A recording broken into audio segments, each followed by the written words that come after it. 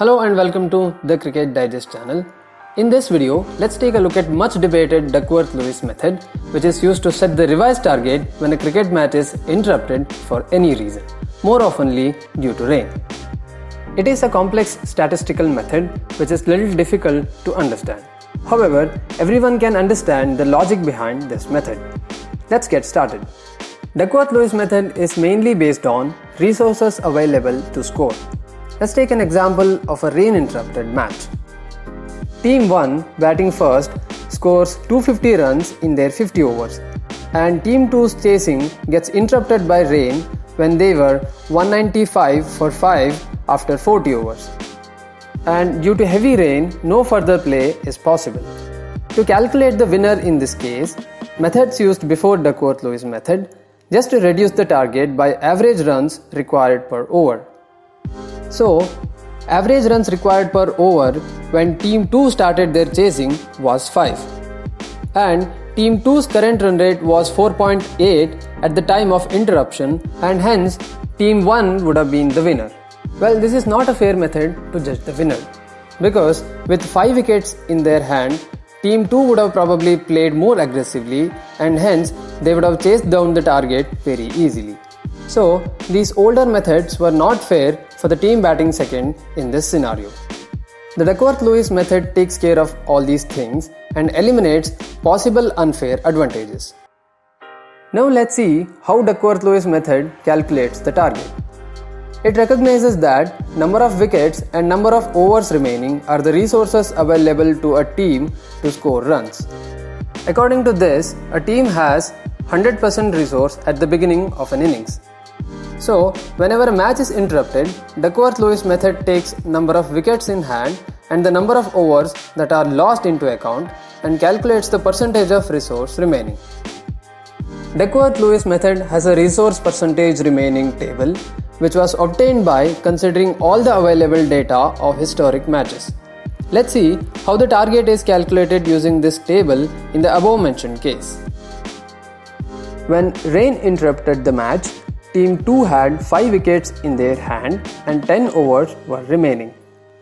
According to the table, 26.1% of the resource of Team 2 were still remaining and hence it went unutilized because of rain.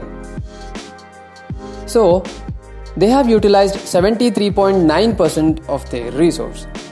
Hence, the first innings score should be reduced by 73.9%, which is called as par score in this case, and the revised target for Team 2 will be 1 more than the par score. This calculation gives us the revised target of 185 runs. So, Team 2 will win this match as they have scored 195. In the same case, if Team 2 had lost 6 wickets at the time of interruption, then the revised target would have been 194 and still Team 2 would have won the match. For 7 wickets, revised target would have been 206. So, with more wickets down, the revised target would have scaled up and high. Well, this was a basic and easiest scenario of Duckworth-Lewis calculation, and it has different formulae for different scenarios.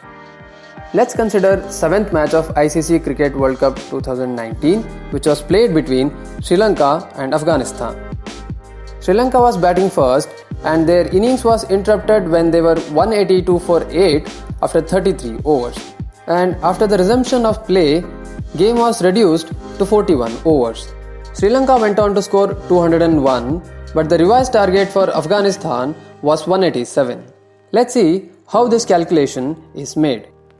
Logic behind the scaling down of the score is that Sri Lankans were 8 down when the rain interrupted the game and they had 17 more overs to play. If there was no interruption, most likely that Sri Lanka would have got all out very soon. Now after the rain, the match has been reduced to 41 overs and hence Sri Lanka don't have to survive for 17 more overs and they have only 8 overs and hence they can play more aggressively to score more runs.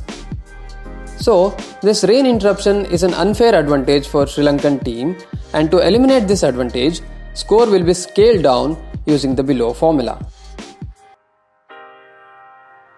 where yes is the final score of Team 1, which is 201 of Sri Lanka. R2 is the resource available for Team 2 when they start their innings. Team 2, which is Afghanistan here, when they started their innings, they had only 41 overs and 10 wickets. According to Duckworth-Lewis table, they have only 90.5% of resource. R1 is the total resource available for Team 1.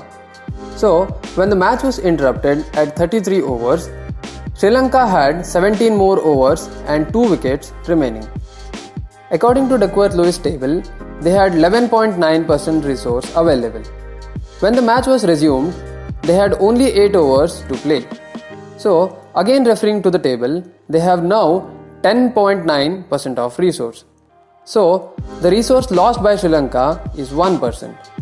Hence, the resource utilized by Sri Lanka is 99%. Now, substituting all the values in the formula, we get the target of 184 runs.